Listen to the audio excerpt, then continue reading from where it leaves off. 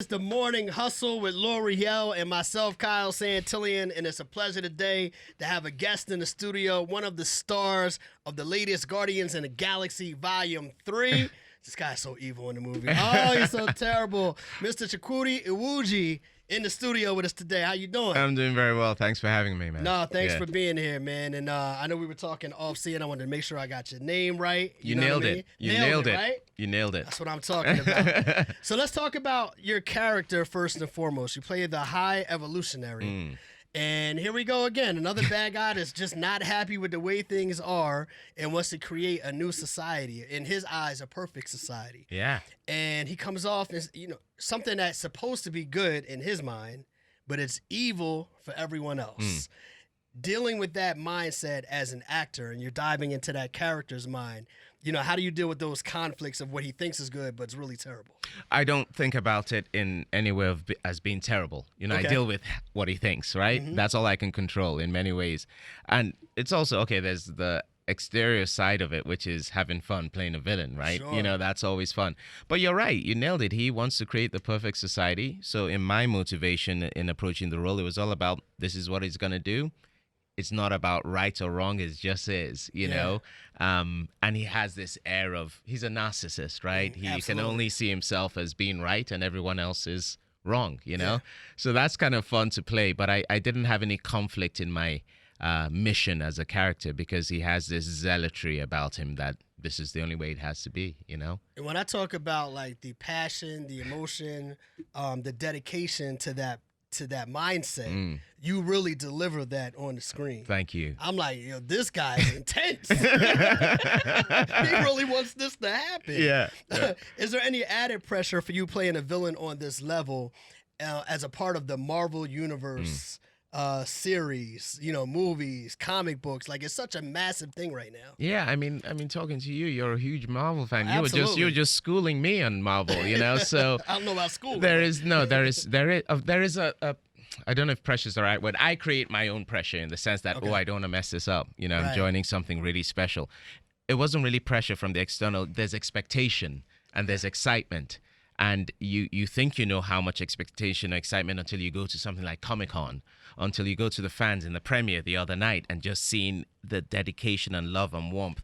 So I think it's, yes, there's people expect certain things from a Marvel villain, but this villain, as you mentioned, is very different from any of the other villains that we've seen so far in the universe. There's something unsympathetic about him. We're not trying to make him sympathetic or empathetic or what. He has a mission and, you hope people, understand him, not necessarily like him, but understand what he's trying to do, even if it's completely despicable, Yeah. Absolutely.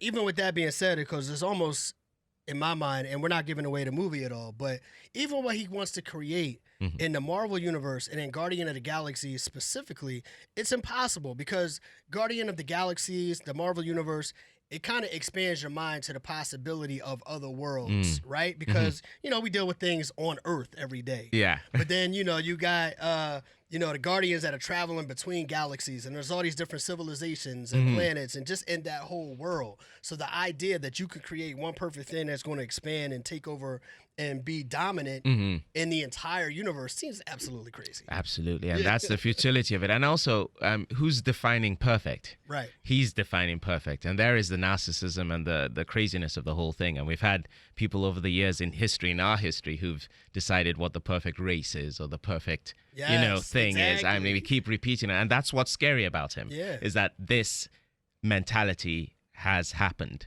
and does happen and continues to happen in many ways, Even if we take it back to real life, but as it was depicted in the first Captain America when we're dealing with the Nazi mindset. Absolutely. Absolutely. I mean? Yes. And we forget these comic books and these heroes, they were sort of created to deal with a lot of these issues, social justice. I mean, the time these characters came out after World War II, a lot of them dealing with that whole post-Nazi, stuff. And you think of the X-Men and coming around the civil rights movement, what being in, that meant in the movement. So yeah, this is a guy that has, and James Gunn said that to me. This is a villain, yes, and it's out there, but we need to ground him. We need to make him recognizable, and that was what I really enjoyed playing. No, you did a great job of it. You did a great job of it. With you playing such an intense villain, is there a superhero or somebody on the positive side that you was like, yo, I would really love to play that character one day? You know, honestly, it's so removed from my mind. I never dreamed I'd be part of Marvel. I used to go watch the movies like you and enjoy it and look forward to what they do next.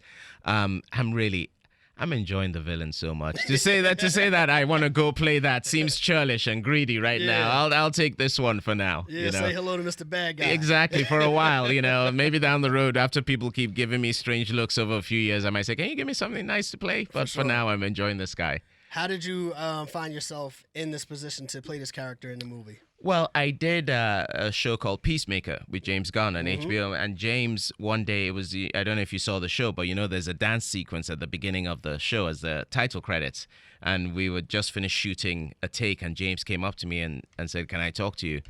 And he basically said to me, look, I'd like you to play the High Evolutionary in Guardians of the Galaxy 3. And that's how it happened. Like then several weeks later, I had to do a screen test, but it was a screen test for one because it was mine to lose. So yeah, it's funny that the biggest, you know how it is with actors auditioning and callbacks and screen tests, and you walk into a room and there's 10 different versions of you and all that. It was incredible that the biggest job of my life was the smoothest sailing, and most straightforward. And I guess that was a product of the work and all the stuff that has come before, Absolutely. That's a beautiful thing. Yeah. When you get to the point where you do something so well that somebody handpicks you for the next project. That's the goal. I mean, a lot of people define success in many ways. Some it's for money, some it's for whatever. For me, it's like, get me to the day when I don't have to do an audition ever again, and I'll be happy, For sure. If you don't mind, I'd like to go back to your background a little bit. If I'm correct, you came out of Nigeria. Yeah. Right? Did some schooling in the UK. Yeah. Then came to the States and Yale. Yeah. That's crazy. Yeah. That Economics. is crazy. Economics was my major. So how does and Yale economy major go to be an actor? There was a side of me that was always interested in acting growing up as a kid. I never codified it, And part of going to Yale in the first place was if I had stayed in England, I'd have had to make a decision as to what I wanted to be by 18 and go start studying it. But in the States, you have, 2 years of liberal arts where you can try different things, So I said, let me buy myself some time. And then I said to my dad, I want to go to Yale. He made a bet with me saying that if I said I wanted to go to America, and he made a bet with me and said, okay, if you get into an Ivy League, I'll let you go. Nice. I got into Yale. That was an expensive bet, as you can imagine.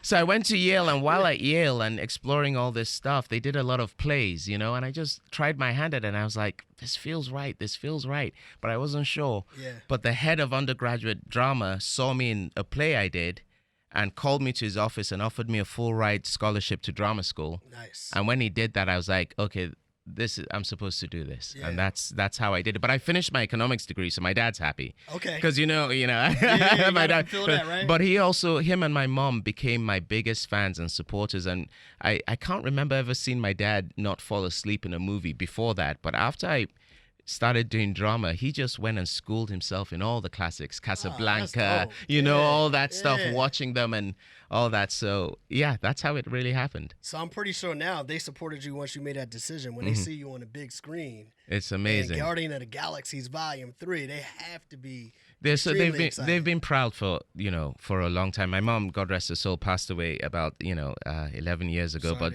I feel she was watching, My dad he's 95, but still we went on a walk the other day. We were visiting, and he outwalked all of us, we're keeping up with him.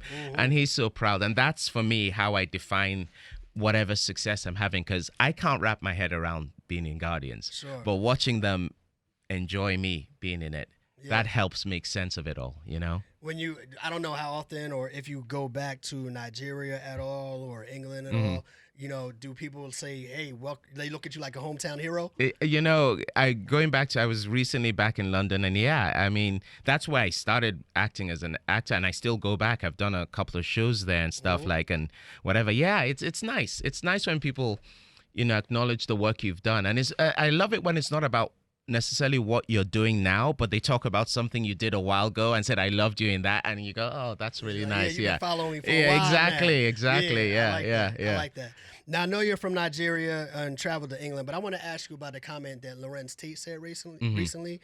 And he said he views us all as black actors as one unit, but he feels like Hollywood values the black British actor more than the black American actor. And he's speaking from what his view of what Hollywood does. Do you think there's some merit there in what he said? I mean, not to disagree with him. That's been a discourse that's been going on for a very long time, as you know. For sure. It does make me sad because I think we're now just getting to the point where we're being allowed to play such a variety of roles. Finally, not to be like the really nice judge or the criminal. Does that make sense? Which was all that was. Right. That it's there's a sense of sadly divide and conquer in that sense that it's keeping us from just excelling as a group. The fact of the matter, I'm in America now because when I left London as recently as 2012, I had to move to America if I wanted a shot at the movies to play interesting roles. You know what I mean? So as recently as that, the industry has been very close to someone with my pigmentation. For sure. So we're finally getting to a place where we're not just playing the best friend and whatever, but we're playing they're playing the High Evolutionary. For sure. That I think we really need to be thinking more about the original part of that statement where we're all one group and doing well. Does that make sense? Finally being allowed to do well. And also I'll bring it back to the whole thing of, I saw Denzel Washington play Stephen Biko. I saw Morgan Freeman play Mandela. I mean, are we gonna go back and take away these amazing performances and stuff? Because you know what I mean? Sure. Put the person up on that screen that can play that role and play that role to the hilt. And that's what we should be interested in as opposed to the trajectory of the ancestry. Does that make sense? For sure. Yeah, I understand. yeah. So that's how I feel. I totally understand. And I think even to his point, I think Lorenz Tate views it that way. Yeah, yeah. Just America and Hollywood is such a funny place that we might have an understanding, but we know the people behind the scenes in Hollywood or that are making decisions, their vision might not be the same as ours, or they might not view the collective in the same way. And I think that's what he was trying to get to. Yeah. And that might or might not be the case, but I'm just like so relieved when I see every time one of us are doing something really interesting and, not just black, but brown. But I mean, finally, I'm a big fan of the Prey, the Predator series. Yes. You probably enjoyed and seeing the last Prey movie and seeing her like, seen the last one, but go I've seen see the it. originals. Seeing a, Native American playing that. I mean, you're just like, we can do this. We can do action. We can do romantic comedy. It doesn't have to be about moral or criminal, And my family, we have a production company that's focused on doing stories out of Africa that you would normally be seen in the West, like stuff like, I know we can do things about great kings and warriors and we can do stuff about all that, but we want to see some romantic comedies. We want to see some detective noir. You know what I mean? Don't pigeonhole the stories that can come out of where we're at. So there's still a lot of work to do, but we're heading, I think, in the right direction. So let's keep together and keep heading in that direction. Is how I feel. Yeah, I like it. And even bring it full circle. That's one of the things that the Marvel universe is good with. Guardian of the Galaxies. When you watch the actors on the screen, there's all different types of people represented. Absolutely. You know what I mean? Absolutely. So they do a good job of that there as well. It's a beautiful thing and such a powerful organization to be doing that. And I think the conversation, it's healthy, all this conversation happening. It really is. And it's great that they are doing, because for me, coming from classical theater, it's weird that something that's so considered elitist was actually more open in casting than TV and film. TV is like, no, we can't have that color person on that TV show because they live in this part of town and you'd never see them doing that. And it was for the longest time, we never saw middle-class black families in England on TV growing up. I just did a show called The Split, which is all about successful divorce lawyers and successful families going whatever. That was a big hit in England. And someone made a good point. They said, this is the first time we're seeing successful middle-class black Brits on TV. It's taken this long.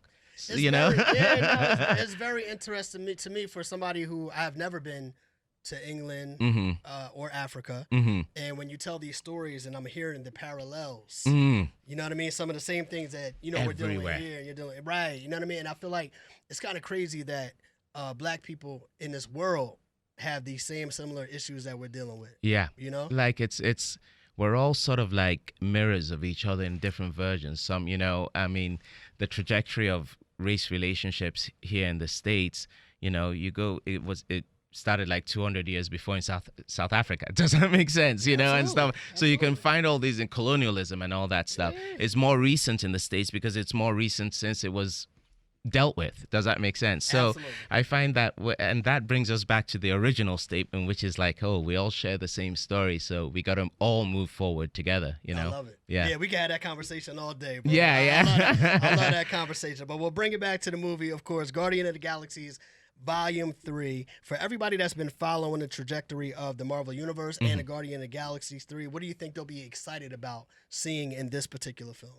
Well, they'll be seeing their heroes all come back, and I've said the best way to describe it for me as a fan of the first two movies also is that everything I loved about the first two movies, and you're a fan too, how they make you laugh, how they'll make you almost cry or cry, how they'll make you, just like fall off your chair laughing. It's times 10 in this movie. This is the third act. This is the conclusion. James Gunn knows his public so well. He knows his audience. He knows what they love about these characters, and he really brings it home because you're gonna laugh harder, you're gonna cry harder, you're gonna be even more excited with the action sequences. Some of them are just extraordinary. Yeah. It's the biggest of the lot, and it brings it home. And I feel personally that it's the most human of all of them.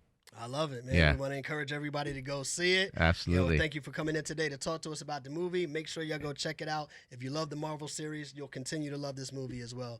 And I thank you for your time today. Thank you for having me. Such a pleasure. For sure. Absolutely. We are the Morning Hustle.